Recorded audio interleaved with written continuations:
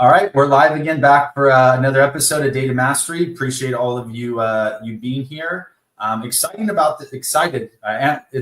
but I am excited about this topic. We were just talking before we went live here, and literally got this idea from a conversation I had yesterday. It was a second call with a GPS tracking company, a business to business. So everything we're talking about here is focused on that B2B type of marketing or B2B marketing mentality. But just talk to this business about how they were approaching their email marketing and how incredibly wrong they were doing it. Right. I mean, the one particular business, they were like, oh yeah, well, we use, Instantly, which is one of the softwares we use when we're sending out emails. And they're like, but we're only getting a 2% open rate. And I'm just like, well, you're hitting spam big time. Like, and I pulled up our Instantly account, showing them thousands of emails that we're sending out, getting a 40 to 60% open rate. Yeah. And, that's where this episode came from. So hopefully somebody listening to this can relate to it. Maybe they can learn something from it and improve their email marketing. And then as always, they can always, reach out to us and see if there's anything we can do to help out and add some value here. Yeah. I mean, we definitely use this every day, and it opens up avenues and opportunities for warm, connections. It is significantly easier to be able to have a conversation when somebody's opened up your email versus just, like, hey, this is so-and-so, and this is what I do. It's a very quick hang up. And if you at least have some sort of connection with them, it's an easier way to engage. It's an easier conversation, to start to have, and us on the sales end, we would love to have more warm opportunity than just allow a cold, frigid telephone call and hope that it's going to go somewhere.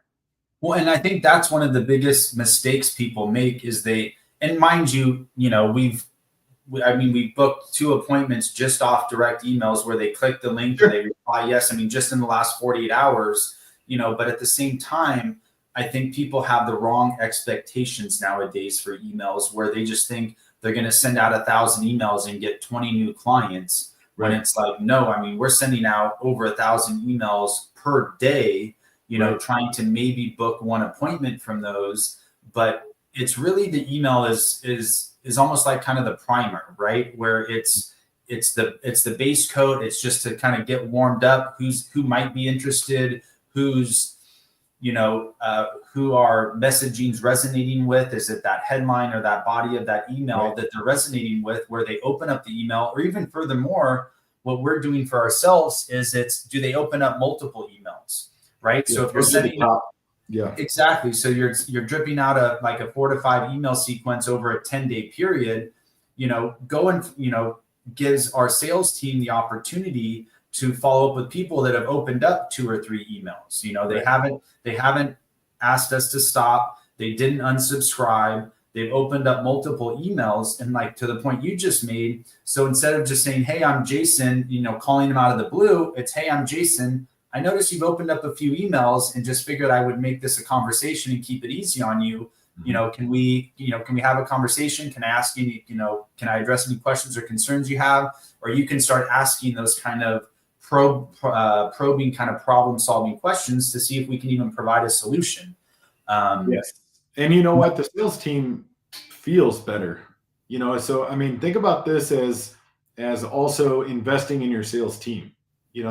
I got to tell you, being on that side to show that, they have a list of warm people to be able to contact and call. It's not a huge call center type thing where they just don't care.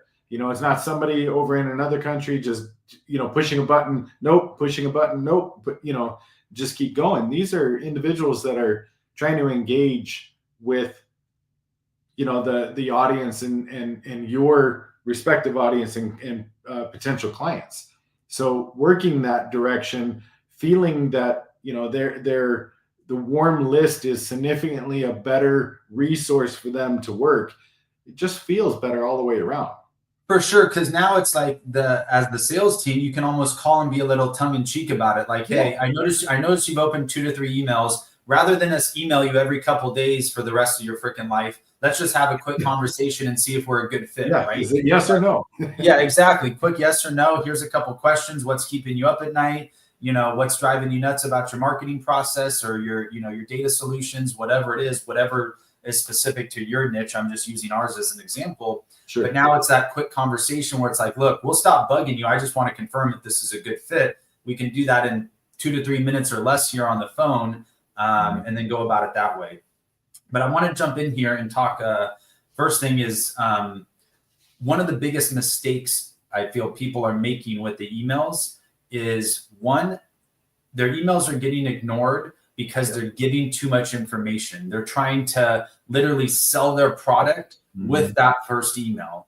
And it's the complete opposite of what you need to be doing. I mean, our best emails are literally 1 to 2 sentences, and it's literally just to pique interest. What's keeping you up at night about your marketing practices? We can help solve your outdated problem, or we can help solve your problems. Reply here, yes, or click, where it's just a quick question.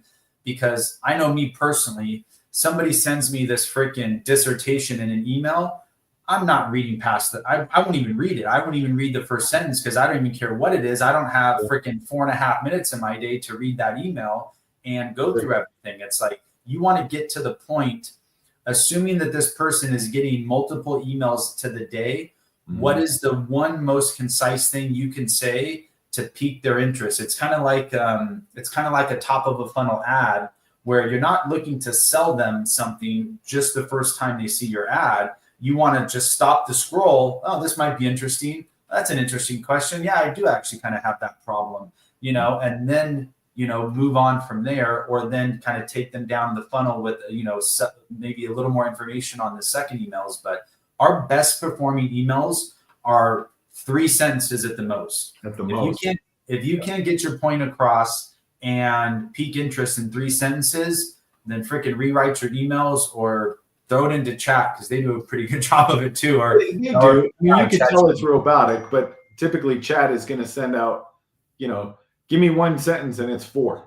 Like, why is it always that way? Yeah. Or better yet, what I like, one of the prompts I love to use in AI is like, I'll give it an idea, like, hey, make this sentence sound better, bold. I make it sound better, more efficient, bold, and impactful, and so simple a first grader can understand it. It's like one of my favorite prompts. So now that way, it is so simple that it's like talking to a first grader. So anybody that might not know, in our case, about data solutions or whatever you're selling, that is a complicated, complicated product, tens of different things that we do with it, but just drive home the result. Hey, you're here, we can get you here. You want to continue to talk about this? We feel you probably have this problem. We can provide a solution. Is it worth it? Is it worth, continuing the conversation? Another reason why that emails are probably not getting delivered is they're going to spam. So especially when you're setting up an email outreach, if your first email has multiple links, or hell, even a link in it, or God forbid it has an image included in it, it's likely going to spam. That's one of the most common things, where when you send out that first email to somebody, when you're doing an email marketing campaign, the whole goal of the first email is just to land in the inbox. Right. Because if your first email goes to spam and they don't unspam you, then every email is going into spam, and you're literally just wasting money, because nobody's, going through their spam and like, hey, I wonder if there's any good emails in here. Right. You have to hit the inbox. So no links, no images, just text only, and as short as sweet as possible. To make this look even larger, if you're going to vomit in your first email, what are you doing on your sales calls? Like, and not to be rude, but like, if you're just going to go, and then all of a sudden you're sitting there hoping that somebody's going to reply, what are you doing in your sales call?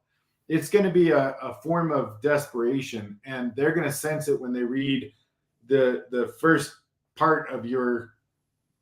Yeah, you don't want them to make a decision off that first email. If you vomit and then everything just goes in that first email, they're like, oh yeah, I don't need that. I've tried that before, even though you could be different than your competition. you're giving them the opportunity to say no in that first email. And that is absolutely the last thing you want to do, which kind of goes into the second bullet point here is writing emails that actually get conversions and actually pique interest. Is like we were just mentioning, short, sweet, give them just a little taste of what the results you can provide their business. And another thing that I know I hate is like, don't email me assuming you know what my problem is. Like, hey, I can help you solve this. Well, what if that isn't even their problem? But maybe they have another problem or another variant of that problem that you can help them solve, but you're just making the assumption that you're the right fit for them instead of trying to pique their interest, get them thinking about a problem or a similar problem that you can help them solve. Well, do you want to venture or even go into this world? We have a client that, how many emails do they send out, Jason?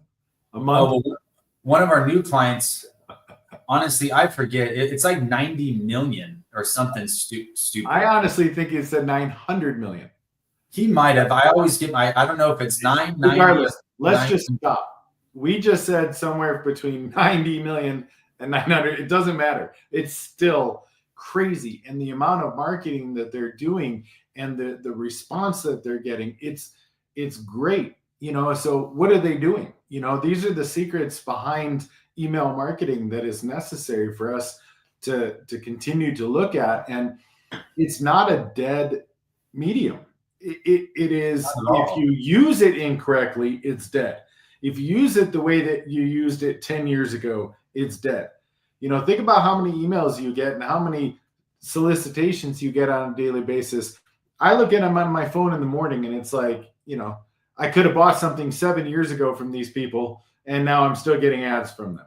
Right? Yeah, exactly. Or, I looked up something online and now I'm getting an ad from a company that could resolve it. Wonderful. That's, we're in that business. I get it. But at the same time, I look at the email and I'm in the business, most of us are looking at it and going, wow, that is so poorly written. I send some to you and I'm like, look at this, and I don't mean to poke at it, but, I'm like, look how long this email is.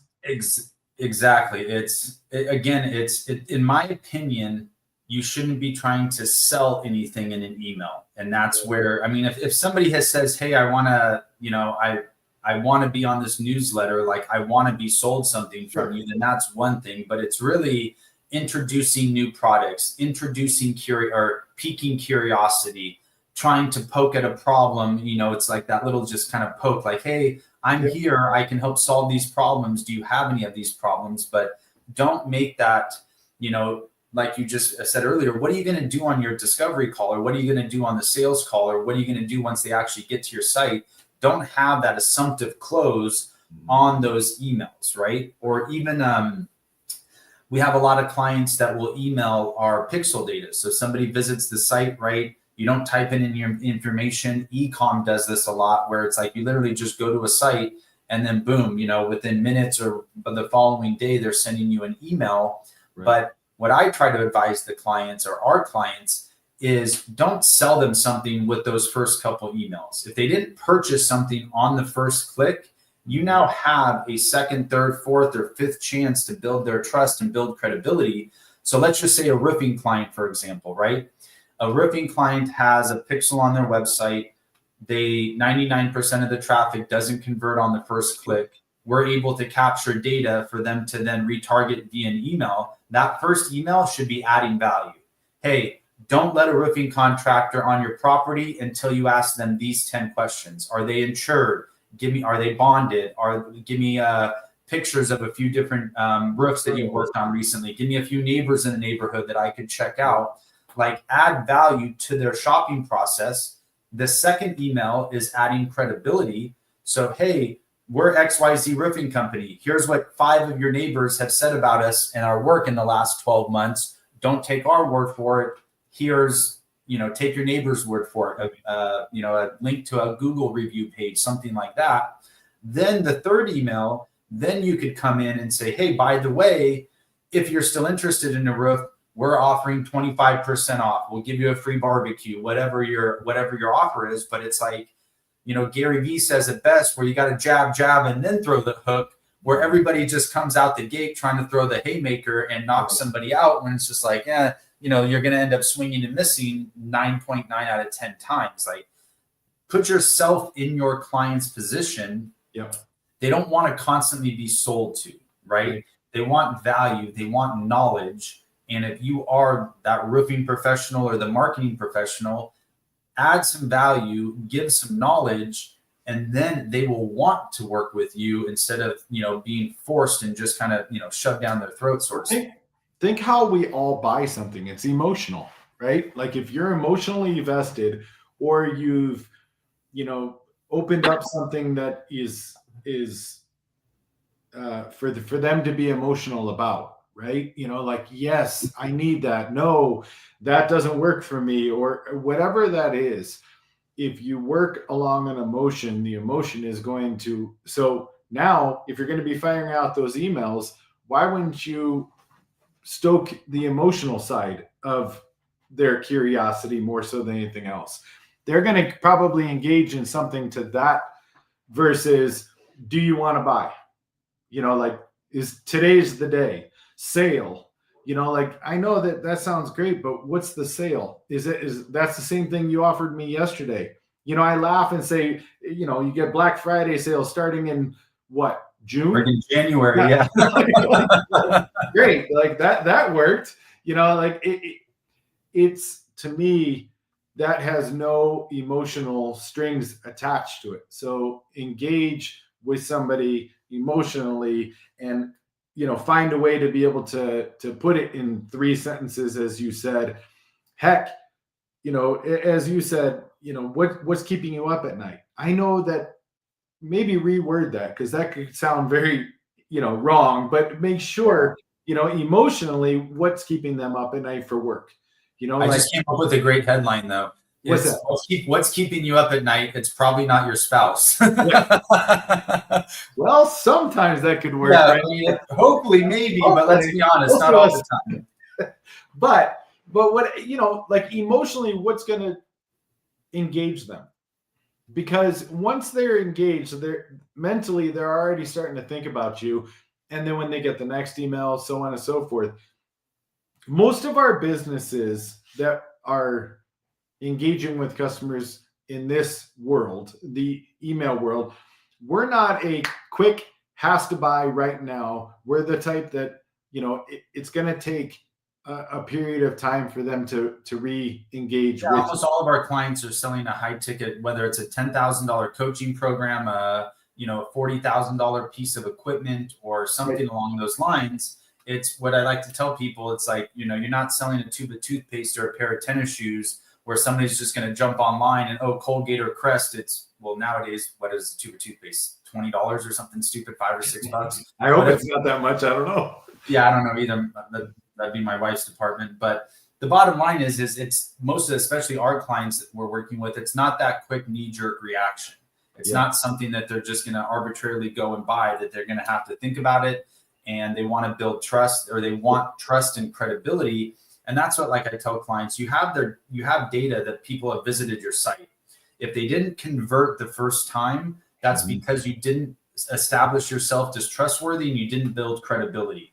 So that's why I advise them, like in those first couple of emails, or even just with your retargeting campaigns, because while they're getting those emails, you're now feeding data into paid ads and retargeting. But after they visited your site and they didn't convert, what I tell clients, I'm done with you talking about your business. You should think your freaking business is amazing. That's why you own the business or work for the business. But on the flip side, what builds the most trust and credibility is client testimonials. So now you have the opportunity to drop value bombs on them, like, hey, if you're shopping for XYZ product, here's everything that you need to know. Our product might not be the right fit for you, but you need to know this information if you're going to go talk to our competitors or something else. So now you're coming up with that friendly, like, hey, let me help you shop for this product. Then the next email or the next ad is testimonials. Somebody who's already engaged with your product or service and was skeptical about engaging, basically feeling those same emotions that prospect has right now, address that with a testimonial video. Hey, I was super skeptical about working with XYZ company, But after interviewing 5 people and eventually going with them, I'm so glad I did. They provided great service, great products, whatever it is. So now it's that credibility type of messaging and trust building messaging that will get those high ticket product or services, those prospects looking for those high ticket product or services off the fence and engaging with you and your business. And that's where email can be a very powerful prong of that initial pique my interest, get my attention, and then build trust and credibility if it's used correctly. If it's used correctly. Yep, definitely. Perfect. We just hit the 20-minute mark. I think, why, looking at some of these, why most B2B businesses emails get ignored, the secret to writing emails, how to use high intent.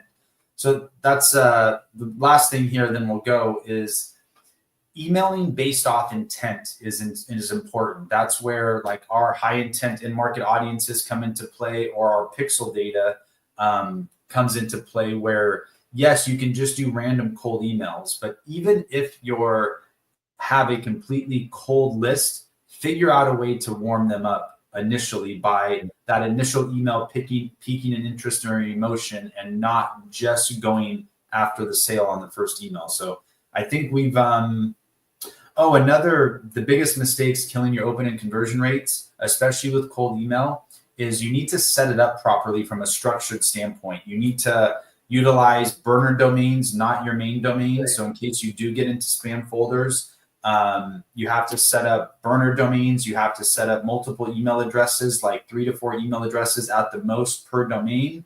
And then you want to limit the emails being sent out. The client who we're onboarding next week, they have 1 domain, 1 email address, and they're trying to send out like 100 to 200 emails per day from that single address. But that's why they're getting a 1 to 2% open rate, because the easiest way to think about this is you want to trick Google and Microsoft, who they're the 2 main hubs receiving all these emails. If you're not set up through Microsoft, you're set up through Google. You want to trick them into thinking it's a real human being. So you don't want to send out more than, say, 25 to 35 at the most emails per day. You want to stagger the time, drip it out every like 5 to 7 minutes. And then you want to try to, and it's really easy now with AI, to throw in different variations. It's not just about putting that name in there as one of the variables, but put a variable of the name, the business name, the industry that they're in, any other type of identifying factors that you can customize that email with.